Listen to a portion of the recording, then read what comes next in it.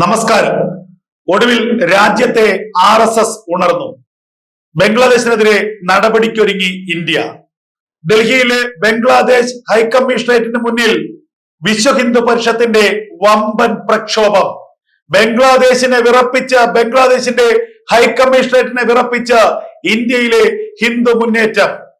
ദീപു ചന്ദ്രദാസ് എന്ന ചെറുപ്പക്കാരനായ ഹിന്ദുവിനെ ബംഗ്ലാദേശിലെ ജമാഅത്തെ ഇസ്ലാമിയുടെ കൊടും ഭീകരന്മാർ തല്ലിക്കൊന്ന് കത്തിച്ച ആ സംഭവത്തിലെ പ്രതിഷേധം ഡൽഹിയിൽ മാത്രമല്ല ലോകത്താകമാനം അലയടിക്കുന്നു എന്നുള്ള വാർത്തകളാണ് പുറത്തു വരുന്നത്. ബംഗ്ലാദേശിലെ ഹിന്ദു വംശഹത്യക്കെതിരെ ഇന്ത്യയിലുടനീളം വലിയ ഹിന്ദു പ്രതിഷേധങ്ങൾ ഉയരുകയാണ്. RSSന്റെ സർസംഘചാലക മോഹൻജി ഭാഗവത് കഴിഞ്ഞ ദിവസം വളരെ നിർണായകമായ ഒരു പ്രതികരണം നടത്തിയിരുന്നു. ബംഗ്ലാദേശിലെ ഹിന്ദു യുവാവിന്റെ കൊലപാതകത്തിനെതിരെ ലോകത്തുള്ള മുഴുവൻ ഹിന്ദുക്കളുടെയും മനസാക്ഷി ഉണരണം.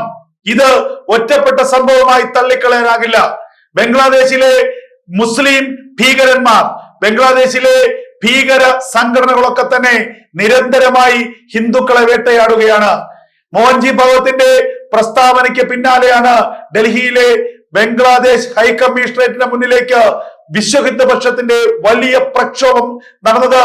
ഡൽഹിയെ കാവിക്കടലാക്കിക്കൊണ്ട് ഡൽഹിയിലെ ബംഗ്ലാദേശ് ഹൈക്കമ്മീഷണറേറ്റിനെ വിറപ്പിച്ചുകൊണ്ടുള്ള വലിയ പ്രക്ഷോഭമാണ് നടന്നത്. എന്തായാലും ഇന്ത്യ ബംഗ്ലാദേശിന് അതിശക്തമായ മുന്നറിയിപ്പ് നൽകിയിരിക്കുന്നു.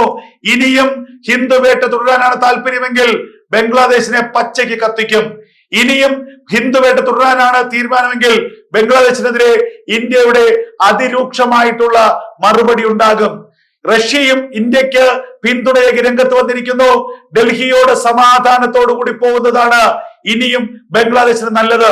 ഡൽഹിയുമായി ഒരു ഏറ്റുമുട്ടൽ ഒരിക്കലും ബംഗ്ലാദേശിന് നല്ലതല്ല എന്ന മുന്നറിയിപ്പാണ് റഷ്യൻ പ്രസിഡന്റ് വ്ളാഡിമിർ പുടിൻ നൽകിയിരിക്കുന്നത്.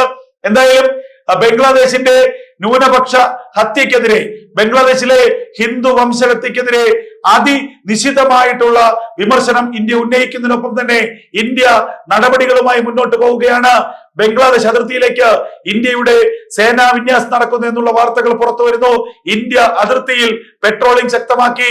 ബംഗ്ലാദേശ് അതിർത്തിയിലൂടെ ഏതെങ്കിലും തരത്തിൽ ഇന്ത്യയിലേക്ക് ഒരു നുഴഞ്ഞുകയറ്റത്തിനുള്ള സാധ്യത ഉണ്ടെങ്കിൽ അത് പൂർണ്ണമായും ഇല്ലാതാക്കാനുള്ള എല്ലാ മുന്നൊരുക്കങ്ങളും ഇന്ത്യ ആരംഭിച്ചിരിക്കുന്നു.